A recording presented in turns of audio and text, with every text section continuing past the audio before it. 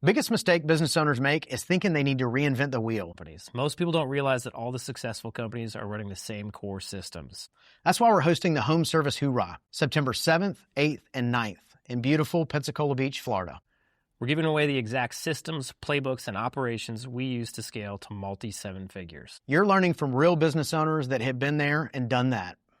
People who are in your exact position and scaled their business without losing everything. Tickets will sell out, so register now at homeservicehoorah.com. Again, that's homeservicehoorah.com. Running a home service business is hard. So how is it that some people make it look so easy? Well, we'll tell you. This is the Freedom Blueprint Podcast. It's always good to hear the wins that successful contractors have. But have you ever thought that the best advice would be to hear about the speed bumps they encountered, the mistakes they've made along the way? We're going to talk about the good, the bad, and the ugly. We want you to be successful and avoid the mistakes others have made. Let's get this party started. Welcome to the Freedom Blueprint Podcast. Now your host, Justin Deese. What does it take to lead at the highest level, where the margin for error is basically zero? That's exactly what we're diving into today. And we got a stud hanging out with us today. I'm just going to say it. We've got Jon Fay, and I'm going to give a quick synopsis of the background, which is not going to do it justice, but we're going to dive into it more in today's episode. But Jon went to the Naval Academy. He played football at Navy. He spent over 20 years in the Navy and retired as a commanding officer? Am I saying that right? I was a Navy commander. I served as the executive officer. Yes, sir. He was the executive officer for the Blue Angels, which, being from Pensacola, definitely has an amazing special place in my heart, and really just continues to lead and serve, even though he's not in the military anymore. And he's also going to be speaking at the Home Service Hoorah that we're hosting this year, September 7th through the 9th, here in beautiful Pensacola, Florida. And one more thing. Jon is also a movie star. So he got to be in the documentary series called The Blue Angel, which I think is on Amazon Prime and Netflix. And let me tell you, if you have not seen that, I will add that to the show notes. Dude, it's hard not to watch that and get just absolutely inspired and fired up and motivated. So anyways, enough about me. So Jon, welcome to the show, man. Justin, thanks a lot. Thanks for the kind intro. I've been blessed to be a part of some great teams throughout not only my school years, but throughout my career, and that continues now. Yes, I was in a movie. It was pretty cool. 22 and 23 seasons with the Blue Angels. So if you go to IMDb, the movie database, I have a page there, but my credits are pretty slim. And Screen Actors Guild have not sent me my invite yet to any of the award appearances nor membership. So I'm still waiting on that. It's on the way. It's on the way. I know it is. It's in the mail. I will say from obviously on this show, we talk a lot about leadership.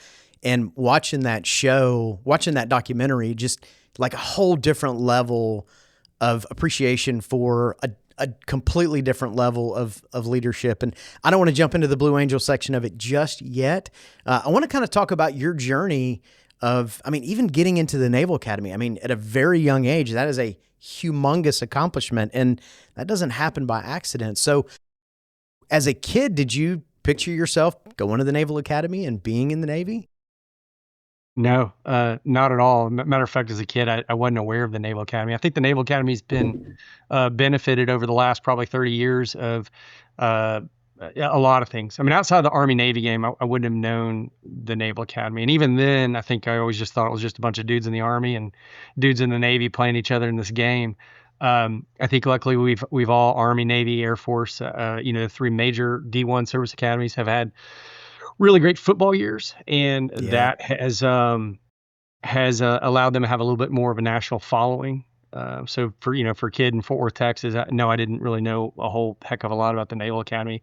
I did benefit from the fact that my parents raised my brother, my sister, and I just incredibly well. And I was fortunate to have a brother that set that foundation and the footsteps early on. He originally went to Texas Tech to play football as a quarterback, and then ended up transferring his freshman year at the end of halfway through his freshman year to go to the United States Naval Academy and play football there. And it really was more of a decision of something bigger than oneself. He felt he wanted to fly in the Navy, which he ultimately ended up doing. And as a younger brother, I had some great footsteps to follow with both my brother and my sister. But those footsteps led me to the Naval Academy, where I had the chance to play football as well as a slot back, and so I was pretty fortunate. And that's ultimately what led me there. Yeah, our son is in the Marine Corps, so now we watch that game. We're serious about the game, so we're serious about beat Army. Yeah, I love it. It's either way, the Army Navy game is it's a sibling rivalry, and at the end of the day, we shake hands and we have all the respect for one another.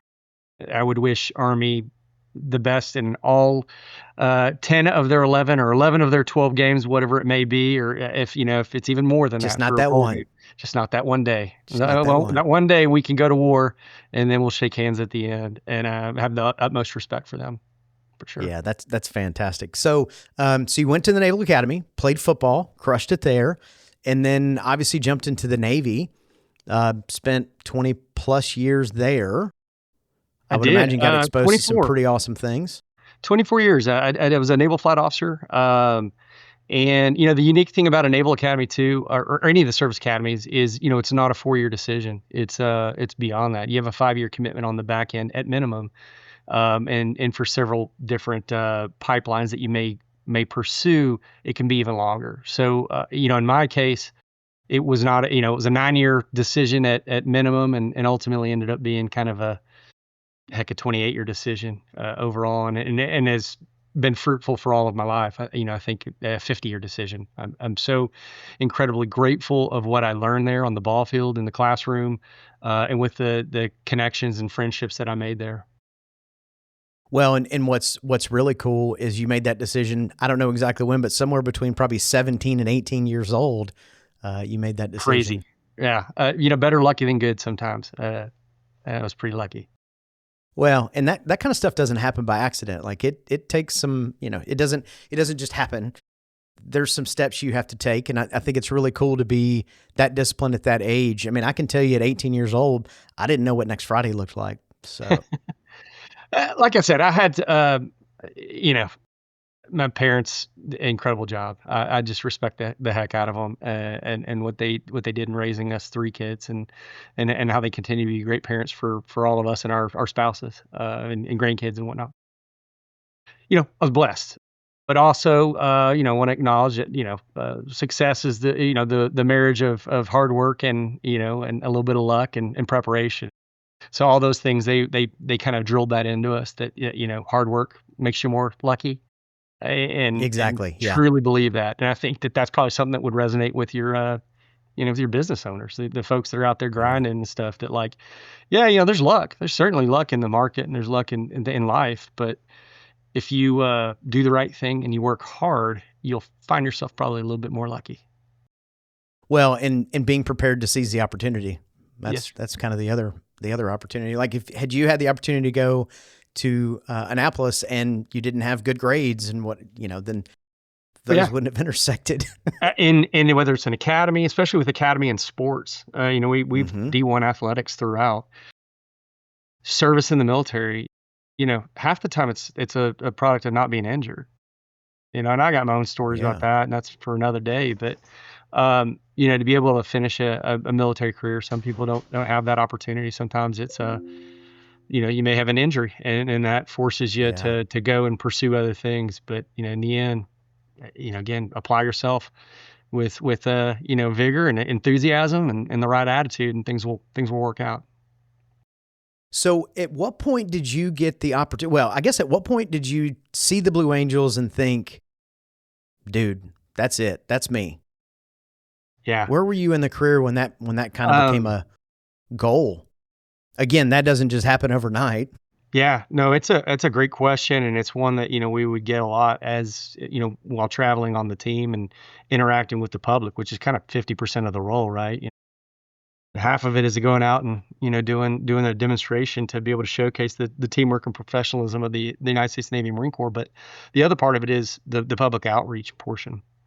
And you're always on, So I love that question because for me, I was moved. There were guys that had amazing stories on the team. There were guys that were pilots on the team that had gone and had some interaction with a pilot when they were younger, 8-year-old at the flight line, and some pilot, came up and signed an autograph and on a, toy jet or whatever. And it inspired them to pursue this career and go be a naval aviator and do amazing things. That wasn't me. My grandfather did work at General Dynamics, and he was part of the original rollout of the YF-16 at the time. So the F-16, everyone knows the F-16, just one of the most successful jet fighter programs internationally. And he was on that design team. So I kind of grew up with, sports, but also, my other trading cards beside baseball cards were these posters that General Dynamics would put out for all their international partners. My grandfather would give me those. So I'd have these 8x11 posters of jets, up on my room, next to my Bono Sports poster and my Michael Jordan, Yes. posters, all that stuff. So those were things that inspired me. But I don't know. It felt a little bit maybe out of reach, or maybe just, I just was kind of focused on the near-term goal. And for me, near-term goal was the Naval Academy, playing football at the time. I mean, that was a big focus, and my grades could probably attest to that a little bit. But that, and then wanting to serve and ultimately wanting to go to naval aviation. So it was just sort of a little bit more myopic than a longer-term kind of goal. But the real pivotal moment for me came about 12 years into the Navy. My family, my wife and I and kids were stationed in Hawaii, and the Blue Angels came out to Hawaii. And I'd grown up seeing Blue Angels and Thunderbirds and all that stuff at Carswell Air Force Base, which is now Naval Air Station Joint Reserve Base Fort Worth. But my high school was right at the departure end of that runway. And so we saw the F-16s and stuff flying around. We saw when the Thunderbirds would come in, and then every other year it would be the Blue Angels. So I remember vividly seeing some of these heroes of mine that are alumni of the Blue Angels, and getting to see them when I was younger. Who would have thought, years later, that I'd be able to call these guys friends and teammates. But that 12-year mark in the Navy, when they came out to Hawaii, they were practicing. I just remember we'd taken the day off, and I'm in the backyard with, I think, my daughter and my son. We had a little blow-up pool, we're just watching them fly over, and it felt like you could reach out and touch them. But the next day, we were fortunate enough to get tickets to go and see them perform. And the combination of not only the performance, the scenery that is Hawaii with the mountains in the background and the ocean, I mean, it's picturesque. And then combined with the narration that the team provides and the music, and just what that does to your senses, watching them perform, the precision of it all. I remember leaving that show thinking, if they can do that, why can't I be a better leader in my squadron? Because I was kind of that mid-tier management, we call them department heads. No one wants to be a department head because no one's working harder than some of the department heads, if not the folks that are out, fixing aircraft and stuff, of course. But it's a lot of hard work. You're the one ultimately responsible for all of it, keeping kind of the whole thing running. So it inspired me, and that's the whole goal of a show. And I left thinking, man, I can be so much better at so many things. I can be a better father. I can be a better husband. I can be a better leader. I can, all these things. Boom, the Blue Angel mission right there. Inspire. I felt That's it. Cool. And I got to meet the team, and I was inspired by that because that was later that evening. They did a reception, and in that reception, I got to see them in person, interact with them, and the manners, the way they held themselves, confident but not arrogant. Always pursuing excellence in every little thing they do, crisp, just what you want the future of America to be. I wanted my kids to see that and emulate that behavior. So it made a mark on me, because we've got a commanding officer who always says that, a previous one that said, the starting point for the public a lot of times, unfortunately, is prima donna when it comes to the Blue Angels. They think that you're require this special attention. People always say, oh, it's like a Hollywood, rock star lifestyle.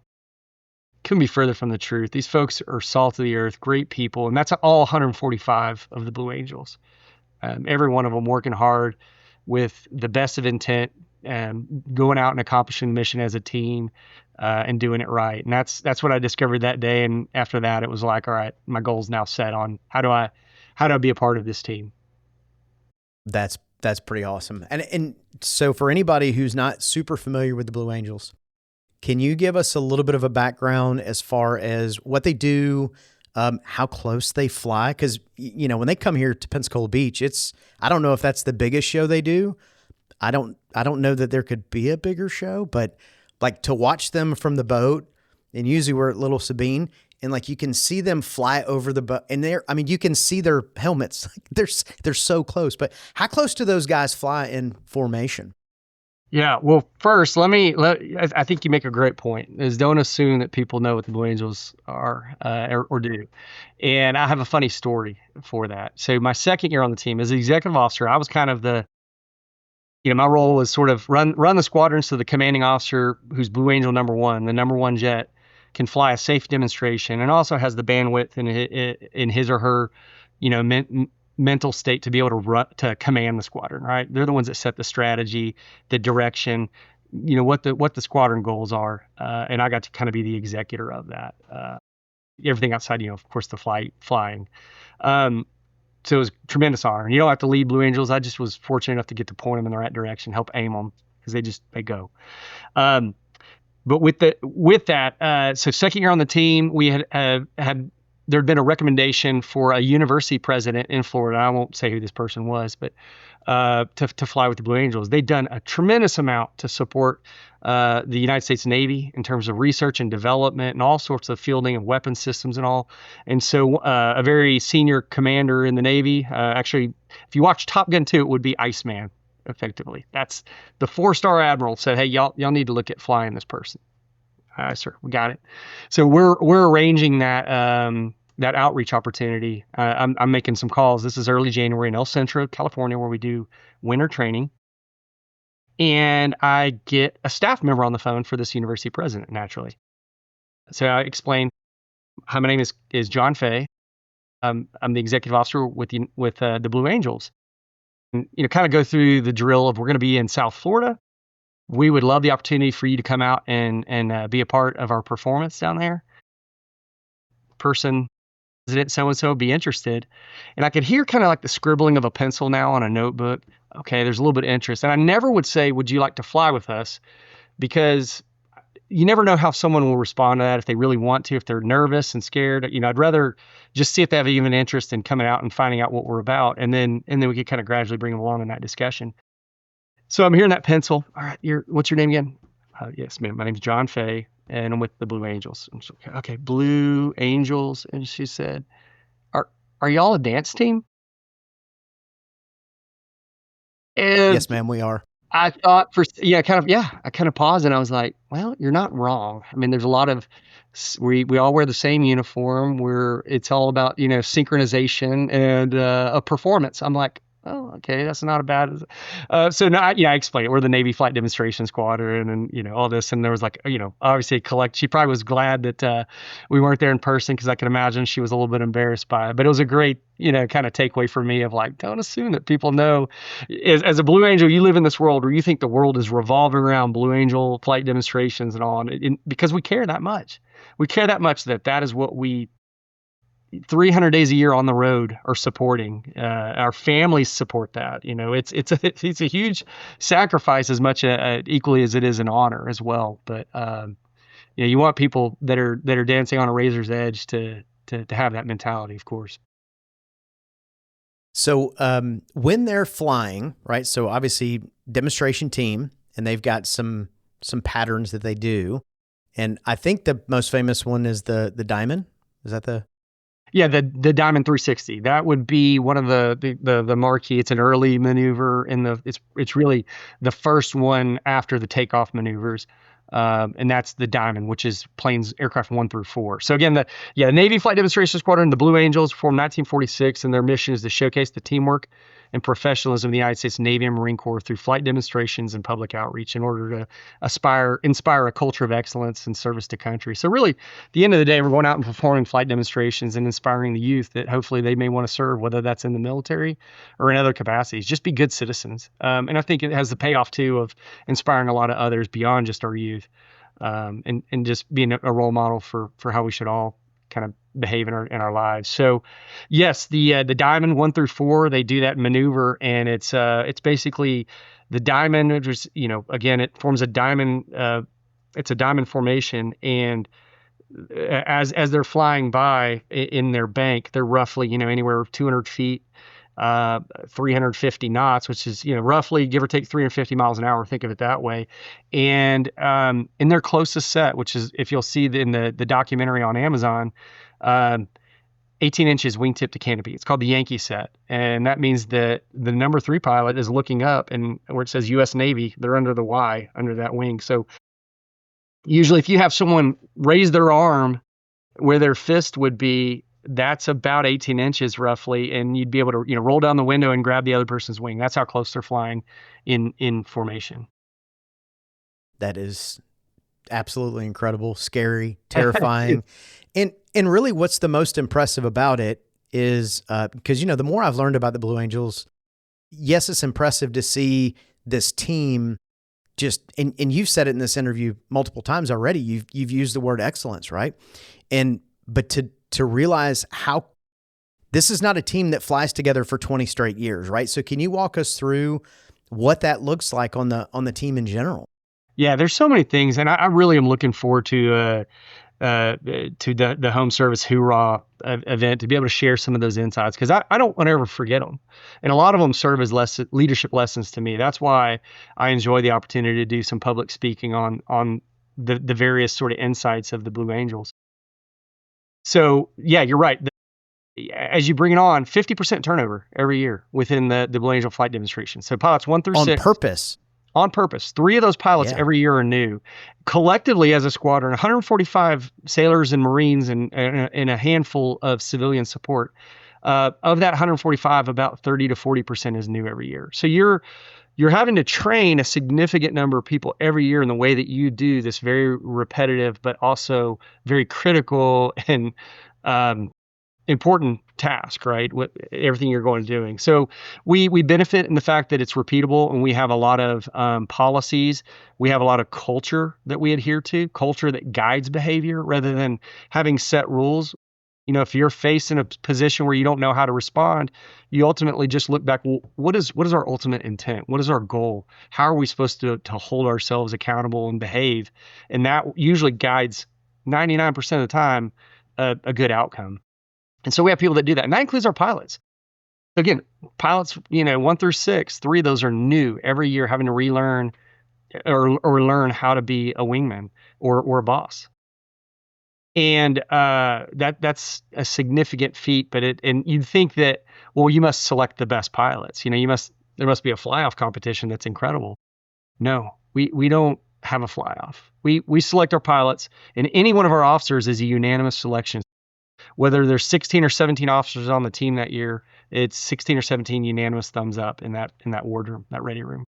That means all teammates are on board with you, being brought in.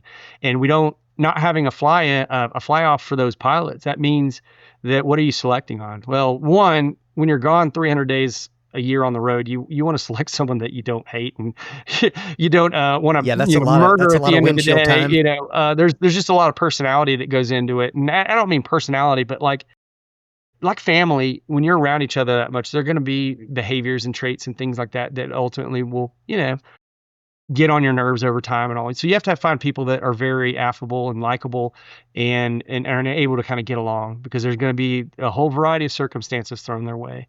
You want people with good attitude, good enthusiasm, and of course competency. Competency is there's just no yielding on that. Luckily we have very specific requirements for our pilots and for all the other positions, but for pilots specifically, they have to come in with a certain number of jet hours. So they've proven themselves in the fleet. And, trust me, I'm a big fan of, don't really worry about your reputation, worry about your character.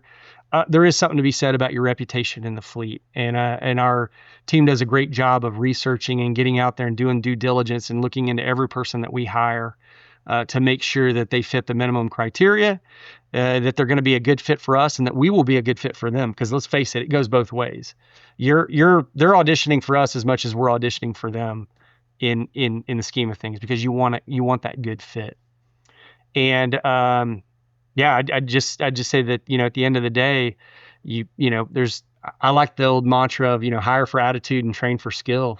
Think of it like, who would I love to have a beer with after my interview? And I take that into in the civilian world, in the company that I work with. I want to be surrounded by people that I agree with, that that will still challenge me, but at least that I can get along with, and again, shoot for that standard of excellence. Yeah, that was one of the, I heard you speaking, I don't remember where exactly it was, but one of the notes I wrote was culture of excellence. And I just loved that. And you've repeated it multiple times today, which is fantastic. And it's culture of excellence. And I think for anybody who's listening, this is the kind of stuff at the Home Service Hoorah that we're going to dive into, because like Jon just said, 35 to 40% turnover a year is, that's incredible for a team that is that precise, that exact. It's inspiring. I don't want to be lost on the fact that it's not just the pilots, right? Our pilots are the only pilots in the fleet that will walk to an aircraft that they didn't pre-flight. You go get on an American Airlines or Delta or Southwest flight or whatever, United, you name it, the pilot's going to go out and they're going to inspect the wheels, they're going to inspect the engines, they're going to inspect the fuselage. If you see a Blue Angels demonstration, you'll see that those pilots walk out the aircraft and they strap into that jet and they take off. And that's an there's no incredible walk amount of around, trust. because they trust that young man or young woman that is their crew chief, that they're saying, I trust that you did your job and I'm going to go do mine now. And so 30-40% of that is new crew chiefs. That's new mechanics that are going and fixing an aircraft. It's trust and teamwork are the foundation of that group. So I tell you, one of the things when I was watching the documentary, one of the things that really stuck out to me, and even now that I say it, my arm hairs are starting to stick up a little bit, because it's really cool, is the debrief. Like watching that team debrief, because I know at the time it came out, we still had our plumbing and AC company, and we would kind of talk about it, and it's like watching you guys go through that process. But I don't want to go through what I saw. I'd rather you give us a little bit of a snapshot on what that looks like being in the room. Yeah, well, another reason I love to share these stories is because it's a lot of stuff that happens outside of the public eye, or outside of what social media will really show you. There's a couple times where you can see on YouTube, there's a Blue Angel brief, and you get to see the visualization. That's a really cool thing to see. It's almost like it's like a seance of sorts. And everyone is in sync with one another, and you see the same movements with the same timing, and they're mentally flying. It's called chair flying. Is what we would call it in the Navy. So they're chair flying their maneuvers all in unison, because they're the repetition of it. And interesting to note, 18 inches doesn't happen overnight, right? The 18 inches wingtip to separation. They'll start the season, a couple feet apart, and they're gradually moving it in as they progress over the season. If you do the math, it comes into roughly 1 inch per week that they're making adjustments. Now, it's not that precise. It happens more staggered in terms of how the team progresses together. But if you basically take a starting point of about 3 feet from when they got to winter training to 18 inches in November, it's roughly an inch per week that they're making an adjustment.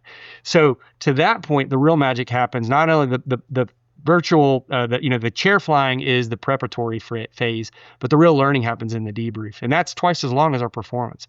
Performance is roughly 45 minutes long. A debrief will run about an hour and a half.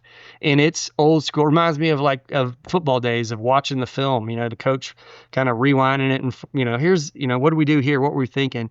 But what struck me there is I had this expectation that the debrief would largely be the person who's in control running it and saying, all right, here's where you screwed up, and this, and kind of that coach mentality of like, here's what you did.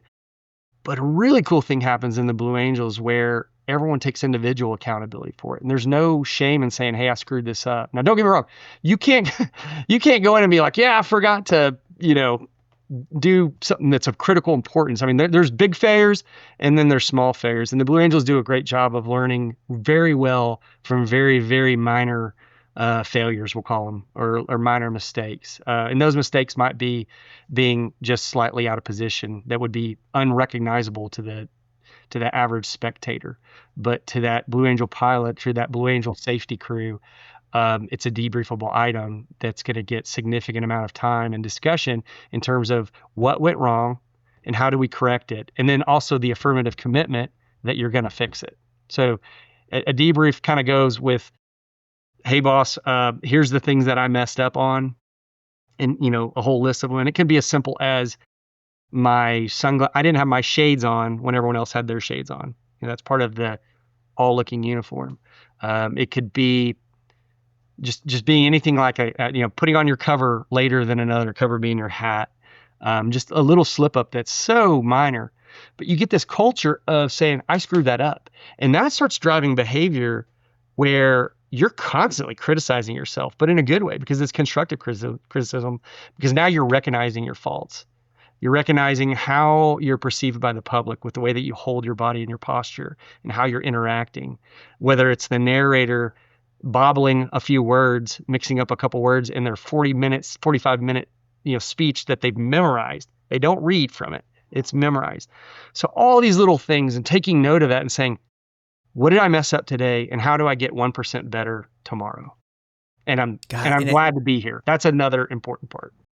Well, and as you say that too, at first I'm thinking, if you're flying 18 inches apart, there's not a lot of room for error. I wasn't even thinking about the dress code or the other things that, like you said, you don't really see because you're looking up at the sky, at the Angels. But man, there's so much of that can apply to the home service businesses. And I know I've said this a couple times, but I'm pretty pumped for you to share this at the event. Well, I think that, and it could be something that we could discover a better way to communicate it. But I would think just not knowing what a lot of your folks do, but, if I'm a plumber and I come in and I need to repair a faucet, right? There's so much that goes into it. One, how the level of work that I performed, how did I do on that? But also there's the customer service aspect of it too. And then how timely were you? How did the customer receive it? Because I know a lot of times when people have a plumbing issue, it's probably more emergency plumbing rather than preventative maintenance, right? So the customer's probably a little shaken up. How did I respond to that customer, and how can I do better in the future? It is completely applicable on so many levels in terms of how you can kind of gauge your performance and be better at it, and just have that constant growth mindset. Yeah, 1% better a day. I love that. So let's shift gears a little bit. So now you're retired, and now you're in the civilian world, the private sector. So what does life look like now for Jon? It's great. I would have thought when I left the team, I felt like I had a double whammy in the sense that I left the Blue Angels, this highly functional, very close-knit team, and I was also leaving the Navy because I retired out of position. I'm an abnormality because pretty much everyone on the team is from the fleet, and they're going to go back to the fleet, meaning they're from they're flying aircraft, or they're fixing aircraft, or they're squadron professionals, whether it's medical, administrative, logistics, you name it. They're going to go back to doing that core competency in the military, in military service. I was just fortunate that I'd served my time, and my family and I talked it through and just decided that we want to kind of close that chapter and start a new one. So the transition on that was tough, because I was not only leaving that team, I was also leaving the Naval service, which had been a part of me since I was 18. So it was tough. It's equivalent. I do a lot of work with the Blue Angels Foundation now to support that. It's a nonprofit that supports veteran continuum of care. And what that means is basically helping veterans transition, whether that's mental health training, PTSD or TBI type symptoms and all. And they work with a lot of other great partners that provide that service. But an analogy that is commonly made that I can tell you is true is it's like being a lifelong fan of a team. If you're a fan of, you're the Kansas City Chiefs fan, you've got your jersey, you go to the tailgater every Sunday, and you've got your foam finger and your hat and your season tickets, and you're there and you're just excited, you're pumped. And then one day the Chiefs come up to you and they say, hey, thank you so much for being a fan for 20 years. We really appreciate it, but we're going to need that jersey back, and we're going to need that foam finger, and you can't come to the tailgater anymore. It's a little bit, it's a slight exaggeration, but then again, it's not, because it's a tough mental battle too. And when you're putting that combined with maybe some of the trauma that you've not fully reconciled, or some of the losses that unfortunately that we go through, and then all that your family's gone through, and you're sitting there going, how am I going to provide for my family, and how do I articulate what I did into the civilian sector? It can be a challenge, and I wasn't immune to that, but there were a lot of people and a lot of organizations that helped me get through that. And I'm glad to say I'm in a position where I thought leaving the military, I would be, maybe the pay would be a little bit more competitive than what the military provides, but I wouldn't have that camaraderie and that esprit de corps and that love for my teammates like I had in the military. And that's not true. It's great to be in an area where you can be incentivized for your hard work and your contribution. I think that's what the civilian sector does. That's capitalism at play, and I love it. But also, I am so blessed to be a part of a team and a company that values its employees and values their contributions and takes care of us. So I realize it's really less important what I'm out there doing, but more what I'm a part of and the culture that I'm a part of. That's what matters to me. So for anybody listening, basically what he described besides great culture is performance pay. It's you take A players and you pay them for being A players. You don't pay them to not be A players. So that's really good tie-in. Merit matters, and performance matters. Yeah, it does. Absolutely. So you got some other big stuff on the horizon. So what do you got coming on the horizon here, Jon? I mean, besides the home service Hoorah keynote that you're going to give. Well, I love the company I'm working with, and I work for a company that provides automated support for aviation maintenance. So we support commercial aviation, commercial aircraft that are going through preventative maintenance, whether that's with a maintenance repair and overhaul facility or an airline. Our company of roughly 80 some odd employees was our founder and CEO, built it from the ground up. And we have 5 pillars, and why I'm there is because those pillars matter, and they involve serving our customers, our suppliers, our employees, our investors, and then our community as well.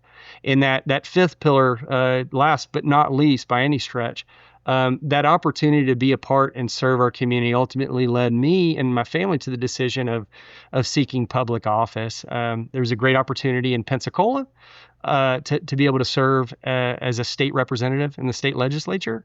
Our current representative is term limited, so he will not be seeking re-election. And so kind of had the idea planted in my head of, hey, would you be interested? And I talked to my wife about it and our kids, and we ultimately thought it would be a great decision because we want to be contributors to a great community. And Pensacola's awesome.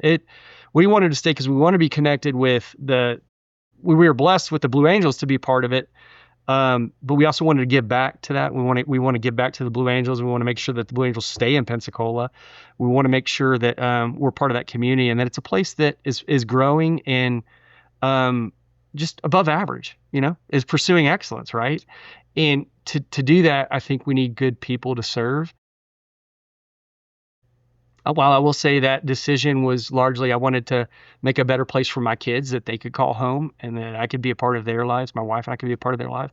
But as we've grown to know more about what the community needs, there's a lot of needs beyond just what we saw as an immediate goal, for what we wanted to pursue. There's a lot that we can do in our community to make it better. And that's what we're going to set out to do. Hold that one second.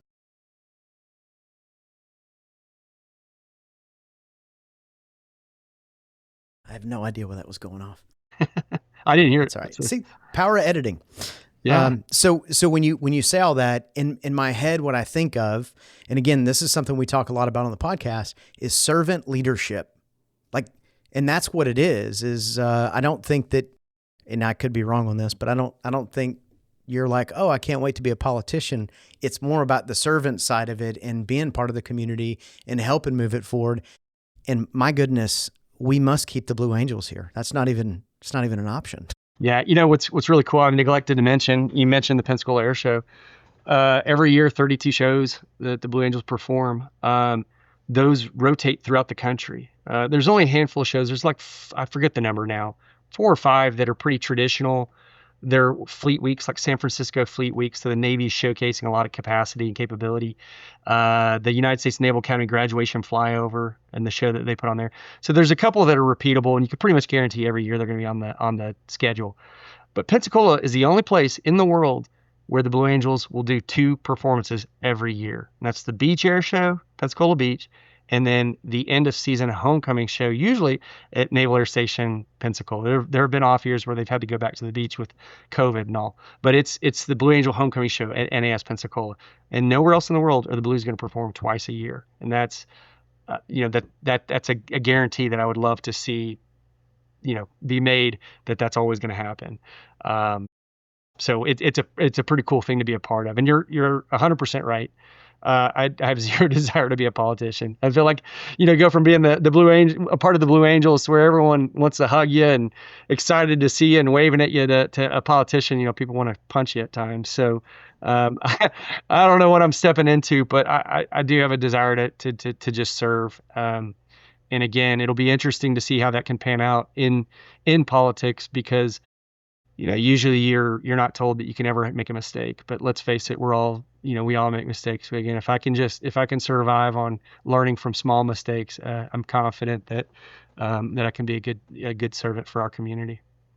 Well, and our community is very lucky that you would even consider running.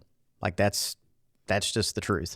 We're excited about it, and we're blessed that you would even consider doing it, because you're right. That is not a job I would take. So I'm appreciating the opportunity to learn more about our community, learn some things that I think will make me a better business executive, and hopefully a better, husband, father, and all those things. Awesome. Well, Jon, I appreciate you coming and hanging out with us. And really, for anybody listening, homeservicehoorah.com, get your tickets. Jon's going to be hanging out with us. It's going to be a badass event. It really is. It's going to be at the Hilton in Pensacola Beach. And it's going to be awesome. It's going to be a lot about culture and leadership and hiring and retention. And when we were talking about it, so Kate, that's on our team, said, "Oh, I know Jon." And we're like, "Okay, well, who's Jon?" And then she goes through it. And I go, Jon Fay. Okay, yeah, that's great. So she did a really good job of connecting it, and really, it ended up being such a perfect tie-in to the more we learned about you and your background. And obviously I'm from here, so we've always had a love for the Blue Angels and what they do. And we're fortunate to have you and excited. And so for anybody listening, make sure you get your ticket and come and hang out and get to meet Jon. Thank you, Justin. I'm looking forward to it. Pretty excited to have the opportunity to speak with you all and learn from you all as well. Good deal. Thank you, Jon, and appreciate everybody for coming and hanging out. You've been listening to the Freedom Blueprint Podcast. Information is useless if not applied. So take what you've learned and go and implement it. We hope you've enjoyed the show. If you did, make sure to like, rate, and review. We'll be back soon. But in the meantime, find us on social media at Freedom Blueprint for Home Services, and hit the website at www.freedomblueprintpodcast.com. See you next time.